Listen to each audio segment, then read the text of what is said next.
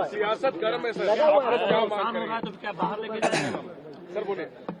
एक बात तो हमें और आपको ये समझनी चाहिए, मैं पिछले कई वर्षों से और खासकर उत्तर प्रदेश में देख रहा हूं, भारतीय जनता पार्टी का एक बहुत सोचा समझा मॉडल है कि वो पहले अनकॉन्स्टिट्यूशनल काम करते हैं, गैर कानूनी काम करते हैं, और अगर आप उसमें विरोध करने आते हैं तो प्रशासन से, शासन से आपके खिलाफ कार्रवाई करते हैं। जिस तरह का भाव राज्यसभा में था वो बाबा साहब भीमराव अम्बेडकर जी का अपमान है।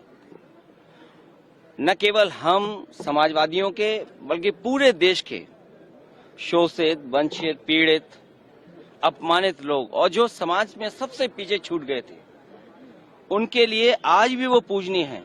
आप किसी भी गांव में चले जाएं पूरे देश में, आज भी बाबा साहब को पूजने का काम गांव के लोग करते हैं। गरीब, हर समाज के लोग उनको भगवान की दृष्टि से देखते हैं। तो इस तरह की भाषा का इस्तेमाल करना न केवल निंदनीय है बल्कि शब्दों को वापस लें और माफी मांगने की जो विपक्ष की बात है उसको मानना चाहिए सरकार को। सर और सच्चाई तो ये है कि जो व्यक्ति माफी मांग लेता है वो बड़ा होता है। माफी मांगने वाला व्यक्ति हमेशा बड़ा होता है। ये जो कलयुग आया हुआ है, हालांकि वो मैं नहीं कह सकता हूं कहां से शुरुआत हुई थी, लेकिन भगवान श्री राम ने के अलावा जो हमारे भगवान हैं, भगवान श्री कृष्ण ने जब अपने प्राण छोड़े तब कलयुग शुरू हुआ। आखिरी शब्द भी यही थे जब उनको तीर लगा कि डेस्टिनी थी, ये माफ कहना चाहिए, भूल जाना चाहिए इस चीज को। तो कम से कम सरकार को जिनकी भाषा से, व्यवहार से पूरे देश का सेंटिमेंट बाबा साहब भीमराव अम्बेडकर जी के लिए जो अपमान की तरह भाषा इस्तेमाल हुई, उस पर माफी मांगनी चाहिए और शब्द वापस अपने लेने चाहिए।